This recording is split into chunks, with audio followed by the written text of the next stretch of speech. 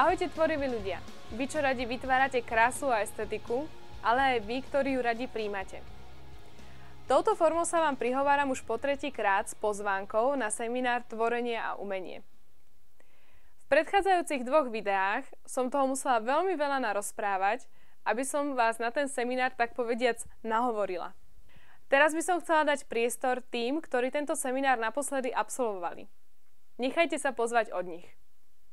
Ja som vždycky túžila po nejakom seminári, ktorý by nebol len seminár, ktorý by nebol len o informáciách, ale aby to bolo spojené aj s niečím veselým, so zábavou, proste s estetikou a naozaj mať z toho pocit, že som dostala takú nielen informáciu, ale vlastne také pozdvihnutie mysle, by som povedala, alebo nejaký krásny pocit, kvôli ktorému by som sa na takéto semináre rada dostala znovu a toto som tu nadostala. Bolo pre mňa zaujímavé to, že som tu videla ľudí, ktorých normálne poznám a vôbec som o nich nevedela, že sa venujú fotografii, písaní básni, knihy alebo malovaniu. Hej. Čiže úprimne, keď bola pozvánka na tento seminár prvýkrát, ja som si myslela, že nie je pre mňa. Myslím, že každý, kto v sebe niečo cíti, že proste má nejakú túžbu tvoriť, že proste chce iným niečo o sebe povedať, alebo zo seba, tak tu nájde na to odpoveď. Takže seminár je o rehabilitácii toho, že každý z nás môže tvoriť.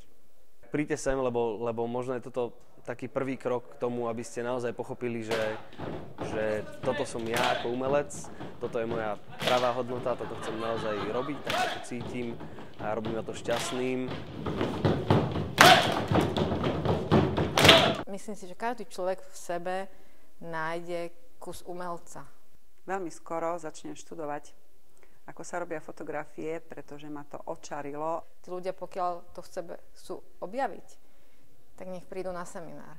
To umenie je niečo veľmi duchovné, čo máme všetci spoločné a keď dokážeme byť spolu v súvislosti s umením a zdieľať umenie, tak nás to ako ľudí spojí. Takže vo mne v podstate prebudil takú tú vieru a zároveň aj nádej v to, že niečo v tom je dobre spraviť. Každý by si tu niečo našiel. Seminár sa bude konať opäť pod taktovkou Piera Padernyho, ktorý je vynikajúci všestranný umelec. Bude 12. mája v Bratislave. A všetky podrobné informácie o seminári, o časovom harmonograme, o presnom mieste konania a obsahu seminára sa dozviete na tejto webovej stránke. Dúfam, že sa tam znovu stretneme v hojnom počte. Veľmi sa na vás teším.